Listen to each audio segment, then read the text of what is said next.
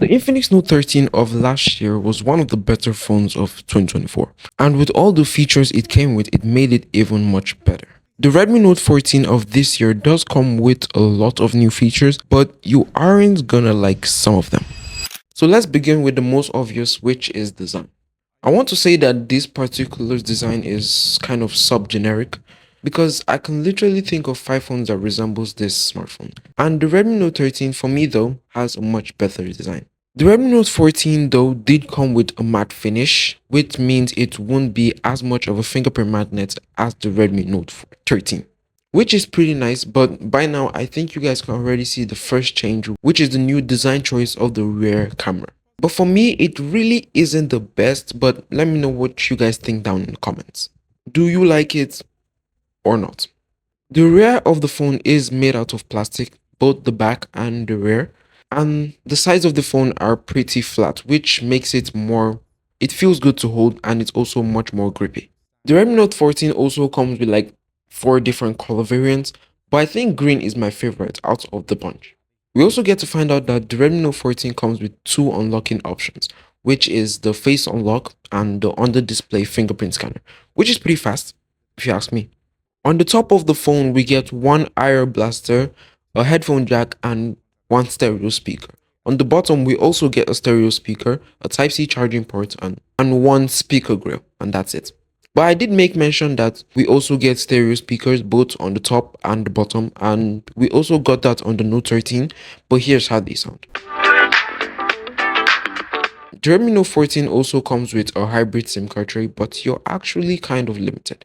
You can only pick between one SIM card and one SD card, or 2 SIM cards and no SD card, which is kind of a bummer for those who own 2 SIM cards. But if you're in that situation, you just want to get the 256 variant of the Note 14, and then you can get more options when it comes to the SIM card slots. But it does cost more money. Just want you to bear that in mind. So switching on to the display, we get a 1080p AMOLED 120Hz panel with a peak brightness of 1800 nits. This year, we also get a pretty strong display. The Redmi Note 14 comes with the Corning Gorilla Glass 5, which is pretty nice, but I also want to make mention that Redmi actually increased the bezels of the Note 14, which is pretty shocking because on the Note 13, they actually reduced the bezels.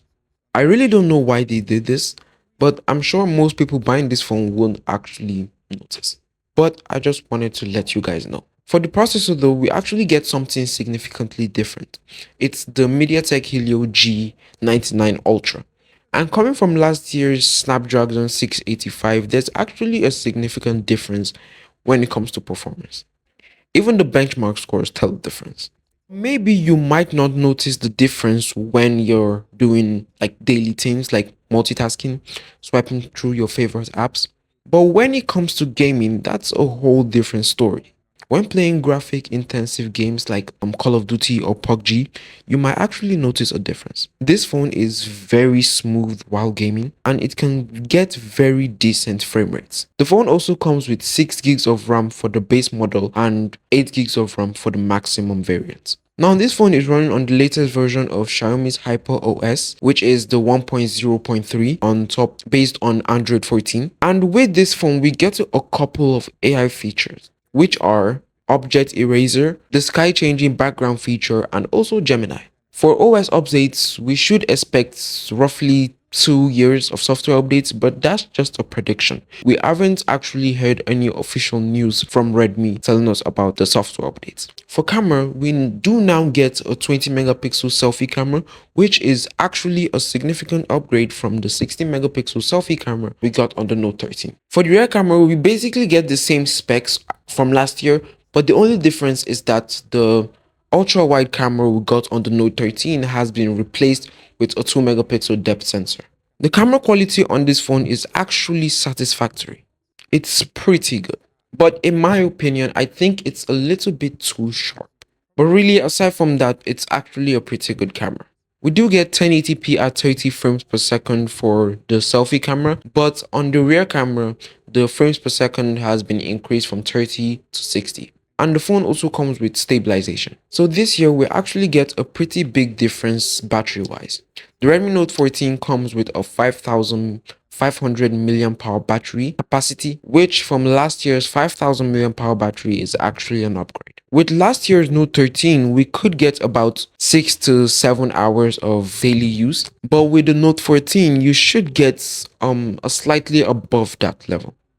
But really, it's basically on your use case. Typically, for most people who game a lot, get less battery life, and for those who don't, get more battery life. For charging, we do get 33 watts of wired charging, no upgrade there, but it should take your phone from 0 to 100 in about an hour and a half. Now, with everything mentioned about this phone, you can definitely see the goods and the bads.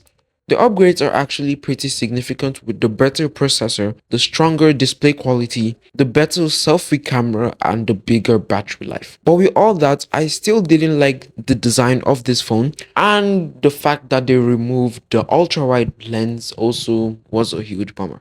But overall, this phone is actually a pretty good phone.